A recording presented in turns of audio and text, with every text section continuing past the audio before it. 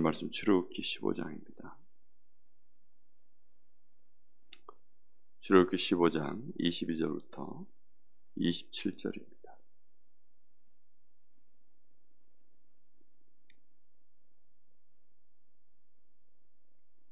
한 절씩 교독하겠습니다.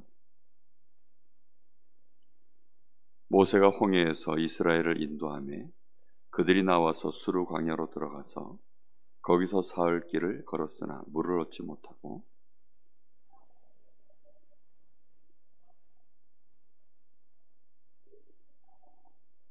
백성이 모세에게 원망하여 이르되 우리가 무엇을 마실까 하매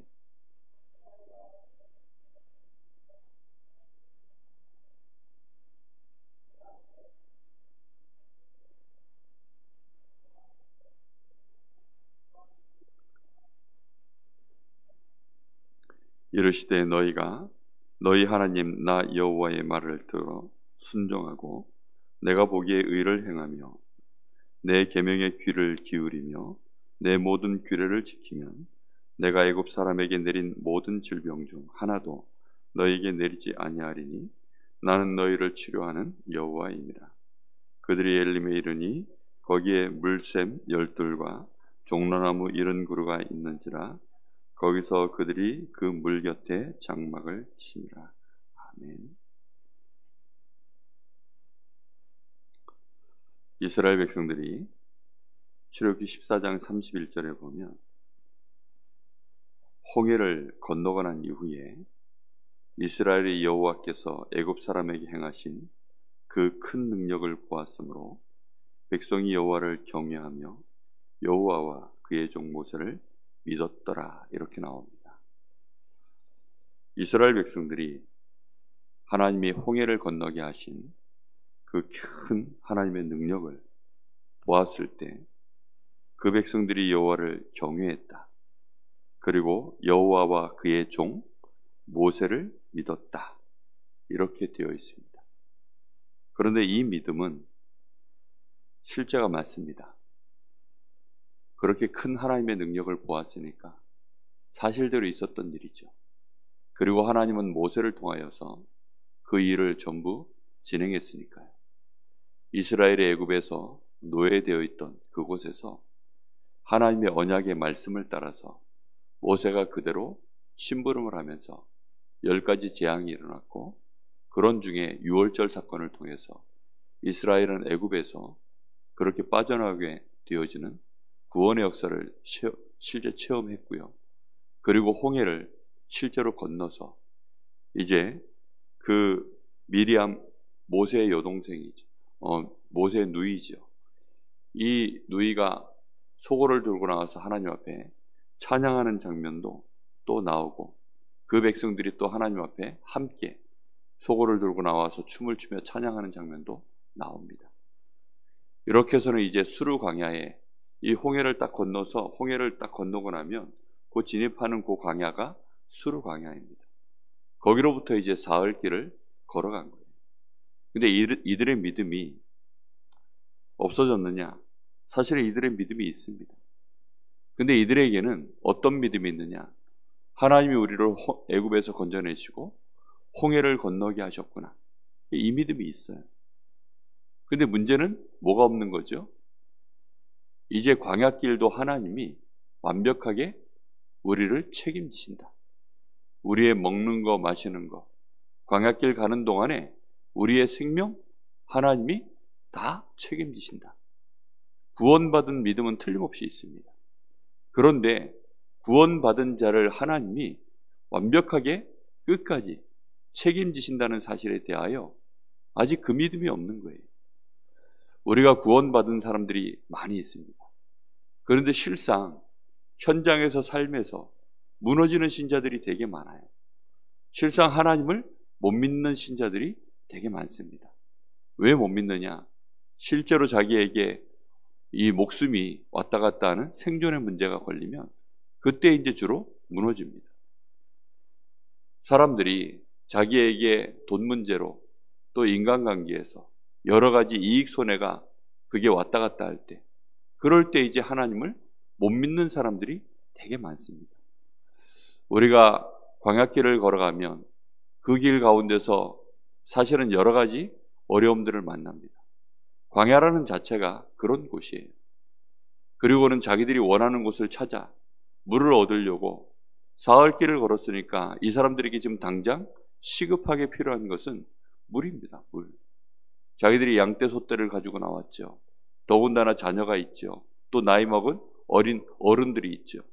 이러다 보니까 노인네들이 있고 어린 자녀들이 있고, 이러다 보니 장정들이 지금 당장 시급하게 원하는 것은 물입니다. 근데 사흘길을 걸어갔으니까, 그것도 광야길을 갔으니까 사흘길을 걸었는데 22절에 보니까 물을 얻지 못하고 이렇게 되어 있어요. 그러다가 이제 마라라고 하는 곳에 이르는 것입니다. 근데 여기에 물이 어떤 물이었죠? 쓴 물이었어요.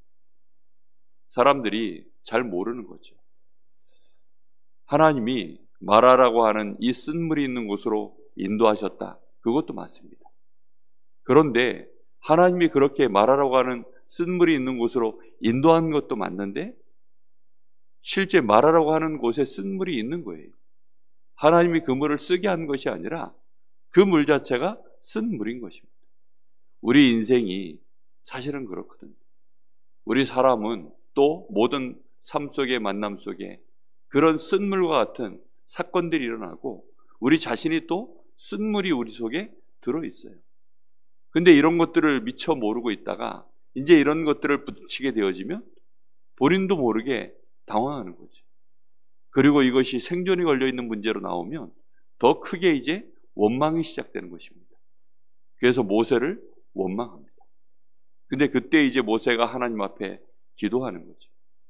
여러분 한번 잘 생각해 보세요. 우리가 정말로 구원받은 자로서 살아간다라는 것, 내가 구원받은 구원의 확신, 이거는 당연한 것입니다. 지금 이스라엘 백성들은 구원의 확신이 없는 게 아닙니다. 틀림없이 구원의 확신이 있어요. 지금 그들이 실제로 언약의 피를 바르고 그렇게 애굽에서 빠져나왔기 때문에 그 구원의 놀라운 사실은 누구보다 확실한 것입니다. 그런데도 불구하고 삶에서는 어려움을 겪어요. 이번 달 가정문제 치유 이제 마지막 메시지를 받았는데요. 여러분, 우리 가정에 쓴물이 있습니다. 우리 가정의 삶은 내가 틀림없이 구원받았음에도 불구하고 여전히 어려움이 있습니다. 하나님이 응답하지 않으시면 우리가 물을 마실 수가 없고, 만나를 먹을 수가 없고, 메추라기를 먹을 수 없고, 우리가 광야의 그 뜨거운 햇볕과 그 어두운 밤의 추위와 맹수와 이 독충들, 이런 모든 것들이 도사리고 있는 것이, 그게 우리의 인생 여정입니다. 그럼 그런 삶을 살아가는 데 있어서 우리가 무엇을 가지고 이겨야 할까요? 그것은 하나님의 은혜를 통해서 되어지는 것입니다. 구원받은 자를 통하여 하나님이 준비해 놓으신 특별한 은혜, 그것으로 되어지는 것입니다. 일반 사람들은 광야길 나오려 그러면 중부장을 해서 나와야 돼요. 모든 준비를 다 해서 나와야 됩니다. 그런데 하나님의 자녀들은 이 광야길을 걸어가야 되는데 하나님의 특별 은혜로 걸어가는 것입니다. 그래서 불신자들은 최선을 다해야 되고 준비를 어마어마하게 해야 되고 노력해야 되는 것입니다. 그러니 인생사가 굉장히 어려운 거죠. 엄청나게 노력하고 보람을 얻고 거기에서 뭔가 조금의 행복이라도 맛을 보려고 광야길 걸어가는데 그렇게 되는 것이 아니거든요. 근데 그런 식으로 해가지고는 어쩔 수 없이 한계가 있습니다. 여러분, 하나님은 우리의 환경을 치료하시기 전에 먼저 뭐를 치유받길 원하죠? 환경은 여전히 그대로 있어요. 끊임없이 우리에게 어려운 환경 자체는 안 바뀌는 것입니다. 그래서 하나님은 우리에게 먼저 뭘 치료하길 원하시냐면 우리의 마음 치유를 먼저 하기를 원하시는 거예요. 우리의 마음 치유의 1번지가 뭐죠? 하나님을 믿는 것입니다. 어떠한 환경을 만나도, 어떤 사람을 만나도, 어떤 문제를 만나도 하나님을 믿는 것입니다. 그리고 우리의 마음에 진짜 치유가 일어났을 때에는 그 환경 앞에, 문제 앞에서 우리의 마음에 하나님을 향하여 신뢰하고 감사가 나오는 것입니다. 하나님을 향해서 내 마음에 감사가 나오면 그게 치유받은 거예요. 정말로 나에게 어떤 문제가 있어도 하나님이 괜찮다. 나를 구원하신 하나님. 정말로 나를 구원하신 하나님. 저 지옥의 배경에서 나를 건져내시고 사단의 손에서 이 죄의 저주 올무에서 내 인생을 완벽하게 구원하시고 나를 하나님의 자녀로 삼고 지금 나와 함께 하셔서 영원한 천국 배경을 나에게 두신 하나님. 지금 내 안에 성령으로 함께 하시는 하나님. 지금도 축복의 약속의 말씀을 나에게 언약으로 주시고 그대로 그 약속 붙잡은 자를 인도하시고 말씀 그대로 성취하신 하나님. 그 하나님의 증거를 우리가요 붙잡는 겁니다. 하나님의 약속의 말씀 안에서 붙잡고 또 실제로 교회사의 역사 속에 있었던 하나님의 그 증거를 붙잡고 또 내가 구원받았었던 그 구원받음으로 말미암아 지금까지 걸어왔었던 나에게 주신 그 약속들을 증거로 붙잡고 현재 나에게 와 있는 문제를 내가 흔들리지 않고 하나님 앞에 모세처럼 기도하길 원하시는 것입니다. 그게 우리의 마음 치유예요. 기도할 수 있는 백성은 그래서 마음 치유가 일어나는 것입니다. 근데 기도하지 않고 원망하는 사람들이 있어요. 하나님 앞에 기도한다 하는데 하나님 앞에 원망하는 사람이 있고 사람을 향하여 원망하는 사람들이 있어요. 그 사람들은 치유가 된 것이 아닙니다. 우리가 그래서 오늘 새벽에도 내가 새벽제단 나와서 기도하는데 여러분의 마음에 어떤 마음으로 기도하러 나왔습니까? 그냥 덮어둬버린 거 있습니까? 외면한 거 있습니까? 이건 어차피 안 되는 일이야. 그래서 할 만한 기도를 하려고 나오셨습니까? 내가 그래도 이거는 기도하면 될 것 같아. 혹시 그런 기도하려고 나오셨습니까? 하나님은 분명히 말씀하고 있습니다. 내가 너와 함께 하겠다. 내가 너를 증인으로 세우겠다. 내가 너를 하늘의 별과 같이 분명히 높이 세우겠다. 너가 나를 바라보고 나를 믿으면 천대까지 복을 주겠다. 네가 나를 사랑해서 네 자녀들에게 나의 계명을 정말로 앉았을 때 섰을 때든지 가르치면 네 자녀에게까지도 복이 가게 만들겠다. 아브라함아 본토 친척 아비 집을 떠나라. 그래서 내가 너와 함께 있고 너를 복으로 삼을 거야. 그리고 정말로 열방이 너로 말미암아 복을 받도록 만들 거야. 그 하나님의 약속의 말씀들을 우리가 정말로 언약으로 붙잡고 그렇게 나의 문제를 보는 것입니다. 아브라함이 자기 조카 롯에 그 문제가 왔을 때 드디어 믿음으로 본 거거든요. 약속의 말씀을 붙잡고 본 것입니다. 이스라엘 백성들이 이 광야 들어왔지만 이들은 지금 처음부터 어디를 가려고 가고 있는 백성이죠? 저 가나안을 향하여 가는 백성들인 것입니다. 광야길은 지금 간단하게 지나가야 될 여정인 거예요. 그런데 이 백성들이 광야길에서 너무 불신앙하니까 정말 저 가나안 땅 들어갔을 때에는 도무지 하나님의 계획, 하나님의 인도, 약속 못 붙잡을 백성들이 되어지니까 가나안 들어가자마자 그 백성들과 똑같이 또다시 우상 숭배할 백성들로, 완전히 불신앙할 백성들로, 그 백성들에게 오히려 먹힐 백성들로 그렇게 되어져 있으니까 하나님이 이제 연단을 시키기 시작하는 거예요. 치유를 시작하는 것입니다. 치유하고 강건하게 하나님이 만들어가는 것입니다. 그래서 어려운 환경들, 광야라고 하는 환경 자체가 어려운 것이죠. 거기에서 하나님이 이 백성들에게 마음을 치유해 나가시는 것입니다. 여러분의 가정이 뭐라고 생각하십니까? 여러분의 가정이 바로 하나님이 치유하시고 연단시키시는 광야입니다. 혹시 여러분의 가정에 도무지 여러분의 힘으로 해결할 수 없는 어려움이 있습니까? 그게 바로 마라의 쓴물입니다. 하나님 앞에 응답을 받지 않으시면 해결되지 않습니다. 거기서 벗어나서 27절에 보니까 엘림에 이르니 거기에 물샘 열둘과 종려나무 70그루가 있는지라. 거기서 그들이 그물 곁에 장막을 치니라. 이렇게 되어 있습니다. 이 마라의 쓴물을 하나님이 치료하시고 응답하시고 나니까 이제 엘림이라고 하는 곳에 이르렀는데 여기에는 물샘이 몇 개가 있더라고요? 12과 마침 이스라엘도 몇 지파입니까? 12지파예요. 그리고 여기에 종려나무 그루가 하필이면 몇 그루가 서 있다고 나옵니까? 70그루입니다. 70그루. 하나님은 70인 제자, 이스라엘에 70인 장로가 있는데 12지파와 70인 장로 그냥 갖다 붙인 것 같습니까? 우연이라 해도 그렇습니다. 하나님은 우리에게 정말로 우리가 광야길을 통과해 나가면서 하나님을 바라보고 하나님의 은혜를 얻고 응답을 받을 때 거기서 하나님은 치료하시고 그리고 우리에게 엘림이라고 하는 응답의 현장으로 그렇게 인도하시는 줄로 믿습니다. 하나님은 우리에게 연단만 하시는 것이 아니라 연단 이후에 또 잠깐 우리에게 은혜를 또 베푸시는 것입니다.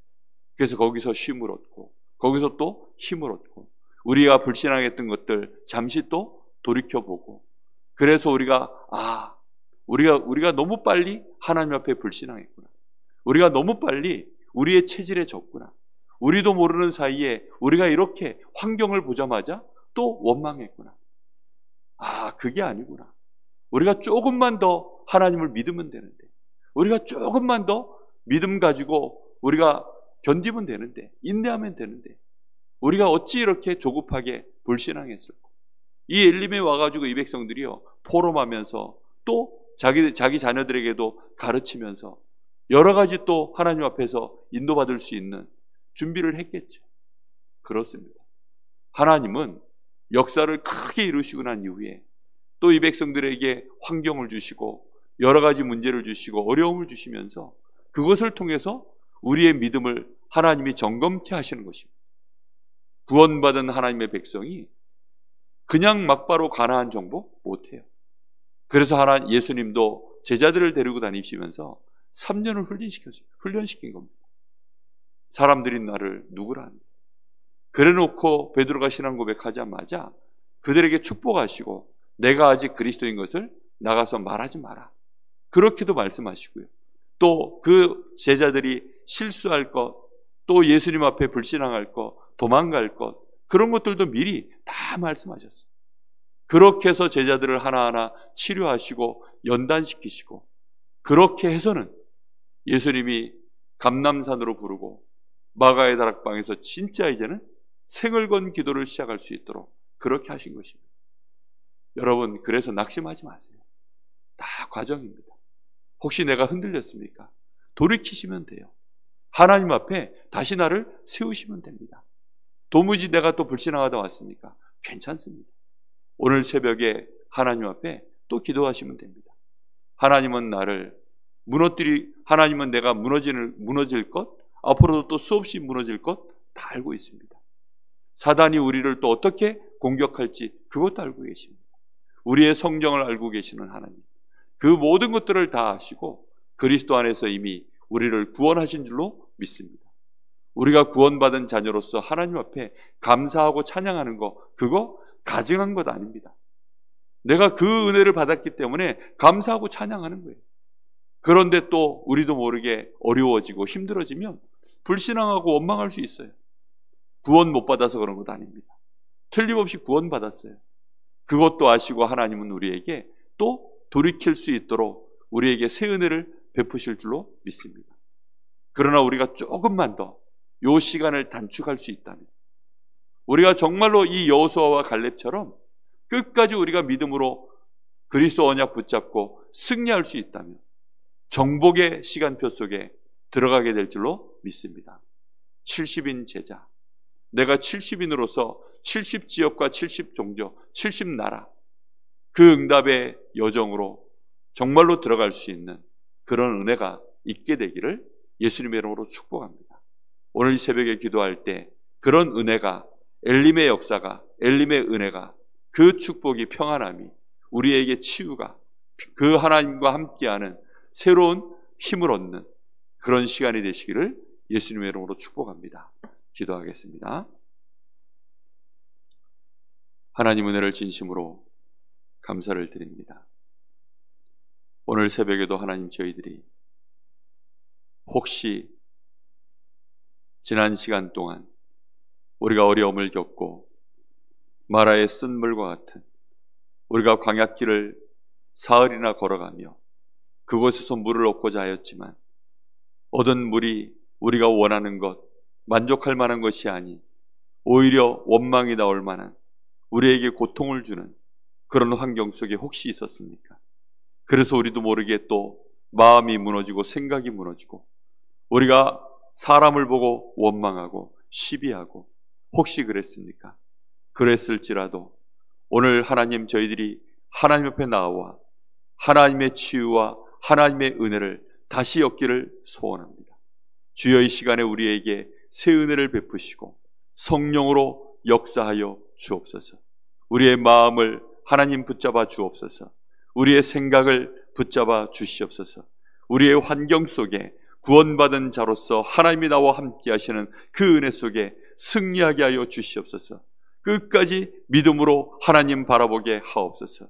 하나님이 우리에게 엘림이라고 하는, 정말로 하나님이 우리에게 새 은혜를 베푸시고 우리로 하여금 70현장, 70지역 정말로 바라볼 수 있도록 우리에게 치유하시고 우리를 평안케 하시는 그 은혜가 우리에게 임하게 될 줄 믿습니다.